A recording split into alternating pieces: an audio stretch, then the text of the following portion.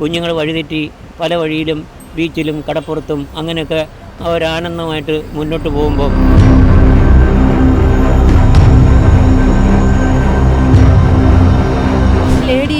ലേഡിയൊക്കെ ആവശ്യമില്ലാതെ പുറത്തിറങ്ങി നടക്കുകയും അവരുടെ വസ്ത്രാലങ്കാരം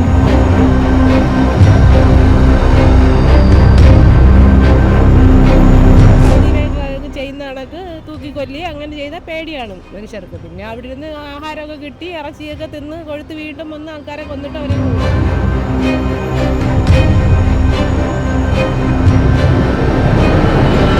അന്യസംസ്ഥാന തൊഴിലാളികൾ ഇവിടെ വന്നതിന് ശേഷമാണ് ഇത്രയും കൊലപാതകങ്ങൾ നടക്കാൻ തുടങ്ങിയത് തന്നെ. അതാണ് കാരണം.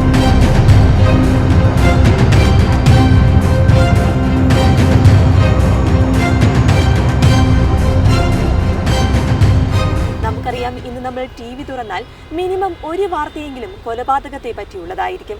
എന്തുകൊണ്ടായിരിക്കും നമ്മുടെ കൊച്ചു കേരളത്തിൽ പോലും ഇത്രയധികം കൊലപാതകങ്ങൾ ഉണ്ടാകുന്നത്? അതിൻ്റെ കാരണങ്ങൾ എന്തൊക്കെയാണ്? അതേപ്പറ്റി നമുക്ക് ജനങ്ങളോട് തന്നെ ചോദിക്കാം. നമ്മുടെ 9 വർഷത്തിനിടെ കേരളത്തിൽ 3070 കൊലപാതകങ്ങളുണ്ടായെന്നാണ് ആഭ്യന്തര വകുപ്പ് ഏറ്റവും പുതുതായി ഇറക്കിയ റിപ്പോർട്ടിൽ പറയുന്നത്. അപ്പോൾ നമ്മുടെ കൊച്ചു കേരളത്തിൽ ഇത്രയും കൊലപാതകങ്ങൾ കൂടാനുള്ള കാരണം എന്തായിരിക്കും? ഒരു വല്ലാത്ത ചോദ്യമാണ്. കാരണം രാഷ്ട്രീയമായിട്ട് എനിക്ക് യാതൊരു ബന്ധവുമില്ല. ഒരു പൊളിറ്റിക്സ് ഒരു രാഷ്ട്രീയ പാർട്ടിയുമായിട്ട് ബന്ധമില്ല. പിന്നെ കൊലപാതകം നടക്കുന്നതെന്ന് വെച്ചാൽ ഓരോരുത്തരുടെ മൈൻഡ് മാറുന്നതാണ്. കാരണം ചെറുപ്പക്കാരുടെ മൈൻഡുകൾ മാറാം.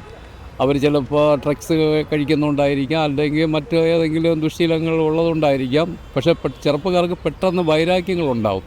ആ വൈരാഗ്യത്തിൻ്റെ പുറത്ത് ഒരു നിമിഷത്തിൻ്റെ ചിന്തയിലാണ് ഇത് ഉണ്ടാകുന്നത്. അല്ലാതെ നമുക്ക് മറ്റൊന്നും പറയാൻ പറ്റത്തില്ല.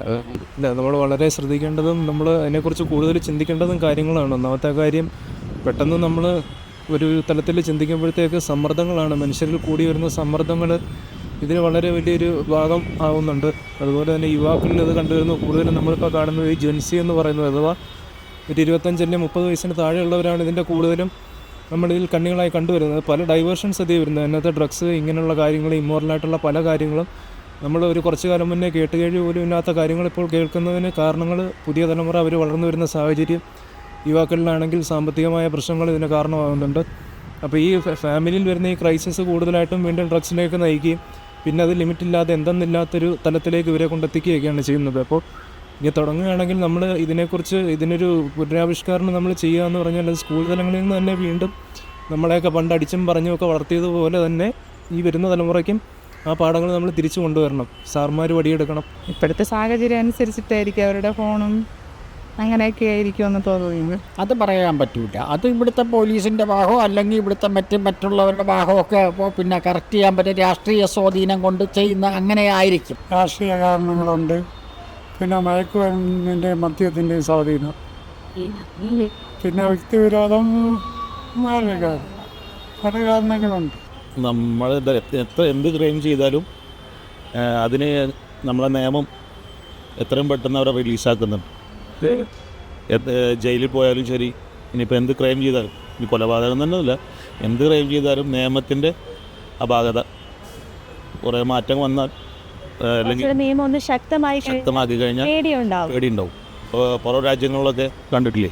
കാരണം എന്താ പറഞ്ഞാൽ അവിടെ ക്രൈം ചെയ്യുന്നതിനനുസരിച്ചുള്ള ശിക്ഷകളുണ്ട്. അത് ലഹരിയുടെ ഇതും പിന്നെ ഈ ശിക്ഷയൊക്കെ കുറവല്ലേ, കുറേ ആൾ കടന്നിട്ടേക്ക് ഇറക്കി വിടൂല്ലേ അവരെ. അതുകൊണ്ട് ഇപ്പോഴത്തെ ന്യൂ ജനറേഷൻ എന്ന് പറയുമ്പോൾ ഇപ്പോൾ കണ്ടുപിടിക്കുന്നത് ഇപ്പോൾ തന്നെ പുതിയ മൊബൈൽ വന്നു. അതുപോലെ തന്നെ പുതിയ സമ്പ്രദായങ്ങൾ, TV, മാധ്യമങ്ങളെല്ലാം വന്നപ്പോൾ തന്നെ ആൾക്കാരുടെ ഗതിയൊക്കെ മാറിപ്പോയി. അതുകൊണ്ടാണെന്നാണ് എനിക്ക് മനസ്സിലാക്കാൻ പറ്റുന്നത്. കാരണം ഇപ്പോഴത്തെ ന്യൂ ജനറേഷൻ അങ്ങനെയാണ്. കേരളത്തിൽ ഓരോരുത്തരും ഈ ഫോണിലൂടെ നോക്കി ഓരോരുത്തരുടെ ആസ്തിയും അതും ഇതുമൊക്കെ മനസ്സിലാക്കിയിട്ട് അവരെ വീട് അന്വേഷിച്ച് അവർ പോയി കണ്ടുപിടിച്ച് അവരെ കൊന്നിട്ട് എങ്ങനെ എടുക്കാമെന്ന് പറഞ്ഞിട്ട് അവർ നടക്കും. ഈ അന്യസംസ്ഥാന തൊഴിലാളികൾ ഇവിടെ വന്നതിന് ശേഷമാണ് ഇത്രയും കൊലപാതകങ്ങൾ നടക്കാൻ തുടങ്ങിയത് തന്നെ. അതാണ് കാരണം. ഇവരെല്ലാം ഇവിടെ നിന്ന് മാറ്റിയാൽ ഇവർക്ക് എല്ലാ സൗകര്യങ്ങളും ഇവിടെ കൊടുക്കുന്നുണ്ട്. അതുകൊണ്ട് അവരിവിടെ വിട്ടു പോകില്ല. ലേഡിയൊക്കെ ആവശ്യമില്ലാതെ പുറത്തിറങ്ങി നടക്കുകയും അവരുടെ വസ്ത്രാലങ്കാരം, പിന്നെ വീട്ടിൽ നിന്ന് ഓരോ കള്ളം പറഞ്ഞിട്ടൊക്കെ അവർ ഇറങ്ങി പോകുന്നതും കാര്യങ്ങളും ഇങ്ങനെയൊക്കെയാണ്. വീട്ടിലെ മാതാപിതാക്കൾ അനുസരിക്കത്തില്ല, അവരുടെ ഇഷ്ടത്തിന് റൂം എടുക്കുക, താമസിക്കുക, അങ്ങനെയൊക്കെ ഉള്ളതാണ്. കുട്ടികൾ പഠിക്കാൻ പോകുന്നിടത്ത് തന്നെ ഈ മദ്യപാനങ്ങൾ, അതുപോലെ കഞ്ചാവ്, അതുപോലെ ബ്രൗൺ ഷുഗർ ഇങ്ങനെയുള്ള കാര്യങ്ങളൊക്കെ കൂടുതലായിട്ട് വർദ്ധിച്ച് വരുന്നതിൻ്റെ പുറത്ത് കുഞ്ഞുങ്ങൾ വഴിതെറ്റി പല വഴിയിലും ബീച്ചിലും കടപ്പുറത്തും അങ്ങനെയൊക്കെ അവരാനന്ദമായിട്ട് മുന്നോട്ട് പോകുമ്പം വീട്ടിലുള്ളവർ ഇതൊന്നും അറിയുന്നില്ല. തന്തയും തള്ളയും അതിനെപ്പറ്റി ശ്രദ്ധ ഇരുത്തുന്നില്ല. അതിനെ ചോദിക്കാനോ അതിനെപ്പറ്റി ചോദ്യം ചെയ്യാനോ രക്ഷകർത്താക്കൾ മുന്നോട്ട് വരാത്തത് കൊണ്ടാണ് കൂടുതൽ ഈ സങ്കട വാർത്തകൾ നമ്മൾ കേൾക്കേണ്ടി വരുന്നത്. ഈ ലഹരിയെ നിയന്ത്രിച്ചാൽ മാത്രമേ ഒരു പരിഹാര മാർഗം കാണാൻ പറ്റുള്ളൂ. എൻ്റെ അഭിപ്രായമാണ്. തെറ്റോ ശരിയോ ഒന്നും എനിക്കറിയില്ല. എനിക്കതിൽ കൂടുതലൊന്നും പറയാനില്ല. അമിതമായി ഞാൻ ഇവിടെ ജീവിക്കുന്ന ഒരാളാണ്. ഞാനിതൊന്നും ഉപയോഗിക്കില്ല. പലതും ഞാൻ കാണുന്നുണ്ട്. ഇവിടുത്തെ അധികാരികളെന്ന് പറയുന്നവർ കൂടെ വന്ന് പിടിച്ചോണ്ട് പോകും, രക്ഷിക്കും എന്നൊക്കെ പറയുന്നുണ്ട്. എനിക്കറിയില്ല അതിനെപ്പറ്റി. എന്നിരുന്നാലും ആ ലഹരിയുടെ ഉപയോഗം വളരെ കൂടുതലാണ്. അതിൻ്റെ കാരണമായിരിക്കാം എന്ന് ഞാൻ കരുതുന്നു. പിന്നെ മറ്റു കാരണങ്ങളൊന്നും എനിക്കറിയില്ല. നിയമത്തിൻ്റെ കാര്യങ്ങൾ കൂടുതലും നമുക്കറിയില്ല. നമ്മളൊരു സാധാരണക്കാരനാണ്. അതുകൊണ്ട് അത് നിയന്ത്രിക്കുന്നത് ഏറ്റവും വലിയൊരു പ്രധാനപ്പെട്ട ഘടകമാണ്. ആര് ഭരിക്കുന്നോ ആര് ഭരണം നേടണമെന്നോ അല്ല. ആരോ ഭരിച്ചോട്ടെ, അതിലൊന്നും അല്ല പ്രശ്നം. ആര് ഭരിച്ചാലും നമുക്ക് ഒന്നുമാകാം. പക്ഷേ ഈ ലഹരി എന്ന് പറയുന്നതിനെ നിയന്ത്രിച്ച് പാവങ്ങളെ ഇവർ പോലീസുകാർ പിടിച്ചോണ്ട് പോയി ഒന്നും അറിഞ്ഞുകൂടാത്ത ആൺകുട്ടികളെയൊക്കെ ഇവർ കേസെടുത്ത് ഇരിക്കത്തുള്ളൂ. പക്ഷേ നമ്മളെ സമൂഹത്തിൽ ചെയ്യുന്ന കള്ളവും കൊലപാതകവും പിടിച്ചുപറിയും ക്യാഷ്പരമായിട്ടുള്ള കാര്യങ്ങളിലൊന്നും ഇവരാരും അതിനൊന്നും ചെവി കൊടുക്കാറില്ല. പാവപ്പെട്ട കുടുംബങ്ങളില കൂടുതൽ ഇതൊക്കെ സംഭവിച്ചുകൊണ്ടിരിക്കുന്നത്. നമ്മൾ ഈ ബ്രൗൺ ഷുഗറും മദ്യപാനവും ഇതൊക്കെ ഈ കൊച്ചു പിള്ളേരാണ് എല്ലാം അഡിക്റ്റ് ആയിട്ടുള്ളത്. അതിനെ ഒന്ന് കൺട്രോൾ ചെയ്യുകയാണെങ്കിൽ മൊത്തത്തിൽ കേരളത്തെ കൊലപാതകവും മാറ്റി കിട്ടും. പിന്നെ കുട്ടികൾക്കുള്ള ഈ സിനിമകളുണ്ടല്ലോ, വയലൻസ്, ആ രീതിയിലുള്ള കുട്ടികൾ തന്നെ ആ രീതിയിൽ തന്നെ മാറ്റി രീതിയിൽ കൊണ്ടുവരണം. ഇൻഫ്ലുവൻസ് ചെയ്യുന്നു തീർച്ചയായും. ഇപ്പോൾ തന്നെ ഇവയടങ്ങിയ സിനിമകളെല്ലാം വയലൻസാണ്, എല്ലാം ഫുൾ വയലൻസാണ്. പഴയ രീതിയിലുള്ള ഒരു ചുറ്റുപാടല്ല ഇപ്പോഴത്തെ. കൊലപാതകം ഉണ്ടാകുന്ന കാരണം എന്ന് വെച്ച് കഴിഞ്ഞാൽ നമ്മുടെ നിയമ സംവിധാനങ്ങൾ ശരിയല്ല. പണ്ട് കാലങ്ങളിലുള്ള സംവിധാനമല്ലല്ലോ. ഇപ്പോൾ ഒരുപാട് മാറ്റങ്ങൾ വന്നിട്ടുണ്ട്. ഇപ്പോൾ ആർക്കും എന്തും സ്വാതന്ത്ര്യമാണ്, എന്തും ചെയ്യാൻ പറ്റും. പാർട്ടീസ് ആയാലും ആരായാലും ചോദിക്കാനില്ല, പറയാനില്ല. അപ്പോൾ അതൊക്കെ കൊണ്ടാണ് ഇങ്ങനെയൊക്കെ സംഭവിക്കുന്നത്. അപ്പം നമ്മുടെ നിയമം കുറച്ചൊന്ന് സ്ട്രോങ് ആക്കണം എന്നുള്ളതാണ്. കാരണം മദ്യപാനം ലഹരി തന്നെ ആയിരിക്കും, അല്ലാതെ വരാൻ വഴിയില്ല. അത് രാഷ്ട്രീയമായിട്ടുള്ള കാരണങ്ങളാണ്. പല രാഷ്ട്രീയക്കാർ തങ്ങളിൽ ചെയ്യുന്ന കൊലപാതകങ്ങൾ എന്നിട്ട് അവർ അറിഞ്ഞില്ലെന്നും ഇതാണ് നടക്കുന്നത്. കൊലപാതകം എന്ന് പറഞ്ഞാൽ മെയിൻ രാഷ്ട്രീയമാണ്. പല രാഷ്ട്രീയക്കാർ തങ്ങളിൽ നടക്കുന്നതാണ് കൊലപാതകം ഇവിടെ നടക്കുന്നത്. പലതിനും സപ്പോർട്ട് ചെയ്യും രാഷ്ട്രീയക്കാർ. അവസാനം അവർക്ക് കൈയ്യഴിയും. ഇതാണ് ഇവിടെ നടക്കുന്നത്. ചേട്ടൻ, നമുക്ക് ഈ കൊലപാതകങ്ങൾ കുറയ്ക്കാനായിട്ട് എന്തെങ്കിലും ചെയ്യാനായിട്ട് സാധിക്കുമോ? കൊലപാതകങ്ങൾ കുറയ്ക്കുക എന്ന് പറഞ്ഞാൽ നമുക്ക് ബോധവൽക്കരണം കൊടുത്താലൊന്നും അവരുടെ തലയ്ക്കകത്ത് കയറിയൊന്നുമില്ല. നമ്മൾ അല്പം ആശ്വാസത്തിന് വേണ്ടി നമ്മൾ പറയുന്നു, നിങ്ങൾ ഇന്ന വഴി കൂടെ പോകണ്ട, തെറ്റായ വഴി കൂടെ പോകണ്ട എന്ന് നമ്മൾ പറയുന്നുണ്ട്. ആ നിമിഷം അവർ കേൾക്കും. കുറേ കഴിയുമ്പോൾ അവരതങ്ങ് മാറും, അവരും അങ്ങ് മറക്കും. മറന്നിട്ട് വീണ്ടും അവർ പഴയ ഇതിലേക്ക് അങ്ങ് പോകുന്നതാണ്. പക്ഷേ അറിഞ്ഞുകൊണ്ട് ഇവരാരും ചെയ്യുന്ന കൊലപാതകങ്ങളല്ല, ഓട്ടോമാറ്റിക്കായിട്ട് യാദൃശ്ചികമായിട്ട് സംഭവിച്ചു പോകുന്നത്. കാരണം പെട്ടെന്ന് ഇപ്പോൾ 4 പേരും കൂടെ വരുന്നു, ചർച്ച ചെയ്യുന്നു, അല്ലെങ്കിൽ ഉടക്കുന്നു, മറ്റാളായിട്ട് ഉടക്കുന്നു. ആ സമയത്ത് അവരുടെ ഒരു പെട്ടെന്നുള്ള ഒരു എടുത്തിയാട്ടം. ആ എടുത്തിയാട്ടത്തിലാണ് ചിലപ്പോൾ സോഡ കുപ്പി കൊണ്ടോ അല്ലെങ്കിൽ ബിയർ കുപ്പി കൊണ്ടോ പെട്ടെന്ന് അവരുടെ ആവേശം കൊണ്ടൊക്കെ ചെയ്തു പോകുന്നത്, സംഭവിച്ചു പോകുന്നത്. അവർ അറിഞ്ഞുകൊണ്ട് അവരാരും കൊലപാതകത്തിലേക്ക് പോകുന്നവരല്ല. ക്രൈംസ് കുറയ്ക്കാൻ എനിക്ക് തോന്നുന്നത് നമ്മളെ വീട്ടിൽ നിന്ന് തന്നെ തുടങ്ങണം എന്നാണ് തോന്നണേ. കാരണം പിന്നെ പരസ്പരമില്ലേ, ഇപ്പോൾ എന്താ പറഞ്ഞാൽ നമ്മളിപ്പോൾ ഈ മൊബൈലിൻ്റെ ഇത് വന്നോട് കൂടിയിട്ട് നമ്മളെല്ലാം മൊബൈലിൽ കൂടെയാണ് കാണുന്നത്. പരസ്പര ബന്ധങ്ങളില്ല. ഇപ്പോൾ ഇവിടെ എന്തെങ്കിലും നടന്നു കഴിഞ്ഞാൽ നമ്മൾ പരസ്പരം സംസാരിക്കണില്ല. ഇപ്പോൾ ഇവിടെ തന്നെ നിങ്ങൾ നോക്കിയാൽ കാണാം, എല്ലാവരും ഇങ്ങനെ ഓരോരുത്തരെ ഓരോ രീതിയിൽ ഇരിക്കുന്നത് അല്ലേ. ഇപ്പോൾ എല്ലാവരും മൊബൈലിലും കാര്യങ്ങളും നോക്കിയിരിക്കുന്നതുകൊണ്ട് പിന്നെ ഇപ്പം എങ്ങനെയാണ് ഇത് നിയന്ത്രിക്കുക? എന്തെങ്കിലും കണ്ടു കഴിഞ്ഞാൽ എല്ലാവരും പരസ്പര ബന്ധത്തോടെ സ്നേഹത്തോടു കൂടിയിട്ട് ജീവിക്കുമ്പോൾ, മനുഷ്യനായിട്ട് എല്ലാവരും കണ്ടിട്ട് പരസ്പര സ്നേഹത്തോടു കൂടി ജീവിക്കുമ്പോൾ അതിൻ്റേതായ മാറ്റങ്ങൾ വരുന്നതാണ് തോന്നുന്നത്.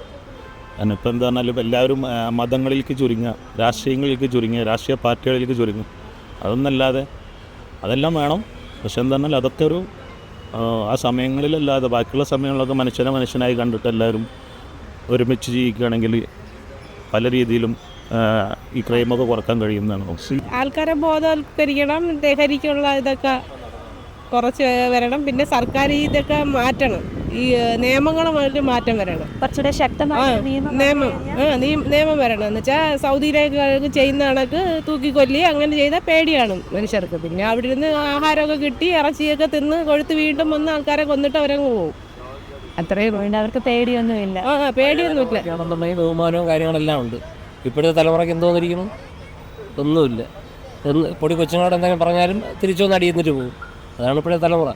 ഇനി സർക്കാർ അതിന് വേണ്ടതായ നടപടികൾ എന്തെങ്കിലും സ്വീകരിച്ചാലേ പറ്റത്തുള്ളൂ. ഈ കൊലപാതകങ്ങൾ കുറയ്ക്കണമെന്നുണ്ടെങ്കിൽ ഇതുപോലുള്ള മയക്കുമരുന്നുകളും അത് ഈ മാഫിയ ഗുണ്ടകളുടെ ഒപ്പം ഇവർ ചേരാതിരിക്കാനുള്ള വഴി, ഈ ഗുണ്ടാ സംഘങ്ങളെ ഒതുക്കുക എന്നുള്ളത് ഇവിടുത്തെ പോലീസ് ഉദ്യോഗസ്ഥർ അവരിത് കണ്ടുപിടിച്ച് ഇതിങ്ങനെ നടക്കുന്ന കുട്ടികളെ കണ്ടുപിടിച്ച് അതിനെ അവർ കർശനമായ ശിക്ഷ കൊടുത്ത് അവരെ അകത്താക്കി 1 ദിവസമോ 3 ദിവസമോ 5 ദിവസമോ അവരെ ജയിലിൽ നിർത്തിക്കൊണ്ട് രക്ഷകർത്താക്കളെ വിളിച്ച് അവരെ ഏൽപ്പിച്ച് അതിനേതായ കർശനമായ ഒരു നടപടിയിലും ഒരു ശിക്ഷയും അവർക്ക് ആവശ്യമായി കൊടുക്കുകയും വേണം. ഇപ്പം നമ്മൾ നോക്കുകയാണെങ്കിൽ ഒരു 9 വർഷങ്ങൾക്ക് മുമ്പ് ഇത്തരത്തിലുള്ളൊരു കൊലപാതകങ്ങൾ ഉണ്ടായിട്ടില്ലെന്നല്ല, പക്ഷേ ഇത്രയധികം നമ്മൾ കേട്ടിട്ടില്ല. ഇന്ന് പക്ഷേ TV തുറന്നാൽ ഉടനെ തന്നെ നമ്മൾ ഡെയിലി ഇതുപോലത്തെ ഒരു വാർത്തയായിരിക്കും കേൾക്കുന്നത്.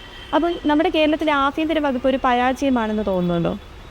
പരാജയം എന്നല്ല, ഇതിപ്പോൾ വാർത്തകൾ നമ്മളിപ്പോൾ എന്തിലിപ്പോൾ ഒരു സമൂഹത്തിലല്ലേ നമ്മൾ കാണുന്ന ചുറ്റുപാടിലൊരു കാര്യം വരും. ഇപ്പോൾ നിസ്സാരം ഒരു ടൂറിസ്റ്റ് ബസ് ഒരു അപകടമെന്ന് പറയുമ്പോൾ എന്താണ്, നമ്മൾ എല്ലാവരും മീഡിയ ആണെങ്കിലും എല്ലാവരും ആ വിഷയത്തിൽ കൂടുതലായിട്ട് നമ്മൾ ശ്രദ്ധിക്കുമ്പോൾ അതിൽ കൂടുതൽ സാധ്യതകളും കൂടുതൽ പോരായ്മകളും നമ്മൾ കാണുന്നു. അതുപോലെ ഏത് വിഷയത്തിനാണെങ്കിലും നമ്മൾ അതിലേക്ക് ഇറങ്ങി ചെല്ലുമ്പോൾ അതിൽ ഒരുപാട് വ്യാപ്തികൾ നമ്മൾ കാണുന്നു. എന്ന് പറഞ്ഞതുപോലെ തന്നെ നമ്മളിപ്പോൾ ഒരിടത്ത് ഇപ്പോൾ ഒരു കാര്യം ശ്രദ്ധിക്കുമ്പോഴത്തേക്ക് ഇപ്പം മഞ്ഞപ്പിത്തം പിടിച്ചു നോക്കുമ്പോൾ എല്ലാം മഞ്ഞയായിട്ട് കാണുന്നെന്ന് പറയുന്നത് പോലെ നമ്മൾ എന്തിലേക്ക് ശ്രദ്ധിക്കുന്നതായിരിക്കും നമ്മൾ കൂടുതൽ കാണുന്നത്. നമ്മൾ എല്ലാ തൊട്ടതിനും പിടിച്ചതിനും ഒക്കെ നമുക്ക് ആഭ്യന്തര വകുപ്പിനെ കുറ്റപ്പെടുത്താൻ പറ്റത്തില്ല. കാരണം അവരാരും പറഞ്ഞ് ചെയ്യുന്നതല്ല. നമുക്ക് കുറച്ച് കേസുകൾ കുറയ്ക്കാൻ വേണ്ടിയിട്ട് അവർക്ക് എന്തെങ്കിലും ചെയ്യാൻ സാധിക്കും. അവർക്ക് ഞാൻ നേരത്തെ പറഞ്ഞു വിഷയം കൈകാര്യം ചെയ്യുന്നത് അല്ല, ആഭ്യന്തര വകുപ്പിന് നമുക്ക് ബോധവൽക്കരണം കൊടുക്കാനേ പറ്റുള്ളൂ. അവർക്ക് പറയാൻ പറ്റും ഇന്നതുപോലെ ചെയ്യാൻ പറയുകയില്ല, അവർ ചെയ്യേണ്ടതേ പറയത്തുള്ളൂ. പക്ഷേ അവർ ഈ ചെയ്യുന്നവരാരും രാഷ്ട്രീയത്തിലുള്ളവരല്ല. ആഭ്യന്തരം പറഞ്ഞാൽ കേൾക്കുന്നവരാരും അല്ല. അവർ ചെയ്യുന്നു, അത് പത്രത്തിൽ വരുന്നു, അത് അവരുടെ തലയിൽ ആഭ്യന്തര വകുപ്പിൻ്റെ തലയിൽ എത്തുന്നു. ഇത് മാത്രമേ ഉള്ളൂ. അവരാരും ഇത് പോയി ഇന്ന പോയി ചെയ്തിട്ട് വാ എന്നവരാരും പറയാറില്ല. നമ്മൾ സ്വയമായിട്ട് നമുക്ക് നമ്മുടെ ആ എടുത്തിയാട്ടം കൊണ്ട് സംഭവിക്കുന്നതാണ്. പിന്നെ അധികാരത്തിൽ നമ്മൾ ഏത് രാഷ്ട്രീയ പാർട്ടി അധികാരത്തിൽ വന്നാലും നമുക്ക് അവരെ കുറ്റപ്പെടുത്താൻ പറ്റത്തുള്ളൂ. കാരണം നമുക്ക് എല്ലാ രാഷ്ട്രീയ പാർട്ടികളും കുറ്റപ്പെടുത്താം.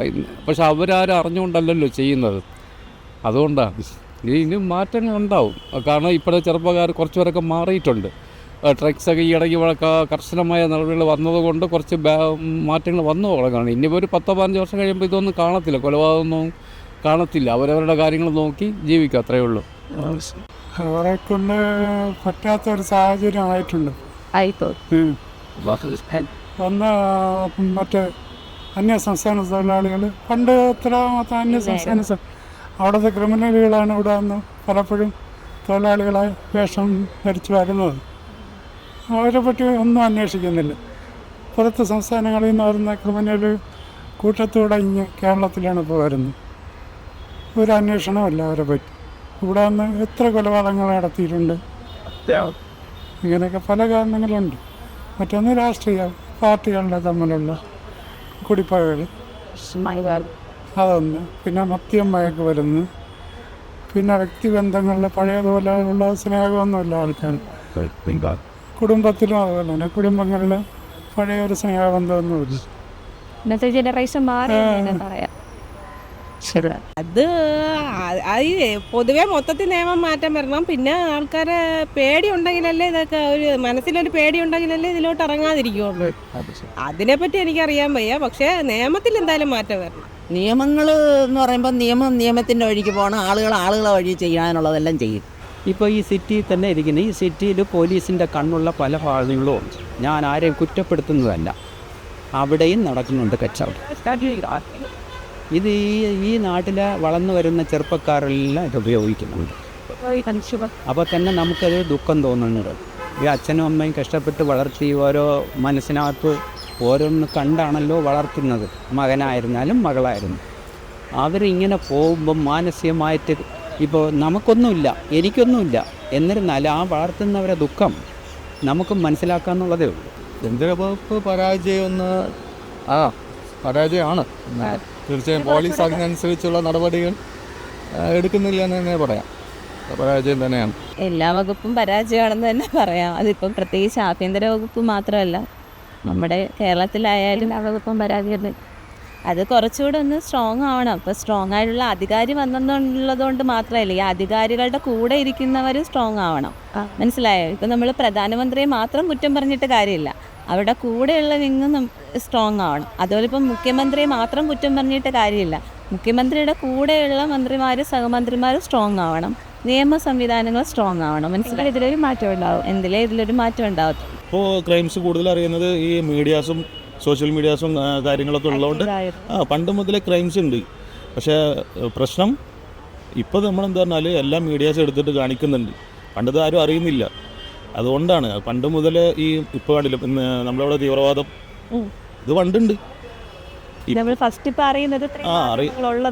മാറ്റങ്ങൾ വന്നുകൊണ്ടാണ്. കാരണം എന്താ പറഞ്ഞാൽ നമ്മൾ എല്ലാ രാജ്യങ്ങളനുസരിച്ച് ഡെവലപ്പായി വരുന്നതിനനുസരിച്ചിട്ട് ഉള്ള മാറ്റങ്ങളാണ്. ഇതിൽ നമുക്ക് പോലീസിനെ മാത്രമായിട്ട് കുറ്റം അങ്ങനെ പറയാൻ പറ്റുമെന്ന് എനിക്ക് തോന്നുന്നില്ല. അതിൻ്റെ തലങ്ങൾ അതിലേക്ക് ഇറങ്ങി ചെല്ലുമ്പോൾ എങ്ങനെയാണ് നമ്മൾ വീണ്ടും അതിനെക്കുറിച്ച് ചിന്തിക്കേണ്ടി വരും. പക്ഷേ കൂടുതലും ഈ പറയുന്നത് പോലെ നമ്മൾ കുറേയും കൂടെ നമ്മൾ ഇതിനെയൊക്കെ മനസ്സിലാക്കിക്കൊണ്ട് കുറേയും കൂടെ സംയുക്തതയോടെ പെരുമാറാനും ചിന്തിക്കാനും ഒക്കെ നമ്മൾ സ്വയമേ തീരുമാനിക്കുക എന്നുള്ളതാണ്. ഈ ഡ്രഗ്സ് ഒരു തവണത്തെ അല്ലെങ്കിൽ ഒരു നേരത്തെ സുഖത്തിന് വേണ്ടി നമ്മൾ ഓരോന്നിൻ്റെ പുറകെ പോകുമ്പോൾ ഇത് എൻ്റെ ജീവിതം പണയം വെച്ചിട്ടാണ് പോകുന്നതെന്നുള്ളൊരു ബോധം. പിന്നെ പോലീസുകാരൊക്കെ നമ്മൾ എല്ലാത്തിലും ഉണ്ടാകും. എന്നാലും പരമാവധി കൂടുതലും അവരും ഈ പറയുന്ന പോലെ കുറേ സ്ട്രഗിൾ ചെയ്യുന്നുണ്ട് ഇതിൻ്റെ പേരിൽ. അവരും കുറേ കാര്യങ്ങൾ നല്ലത് ചെയ്യാൻ അവർ ശ്രമിക്കുന്നുണ്ട്. പാട്രോളിങ്ങും കാര്യങ്ങളും ഒക്കെ അതിനകത്തും ഈ പറയുന്ന പോലെ നല്ലതെന്ന് കരുതി ചെയ്യുന്നതും പല സാഹചര്യങ്ങളിലും അതും വഴിതിരിച്ച് പോകാറുണ്ട്. നമ്മൾ വിചാരിക്കുന്ന രീതിയിലായിരിക്കത്തില്ല അതിൻ്റെയൊക്കെ ഒരു എൻഡ് റിസൾട്ട് വരുന്നത്.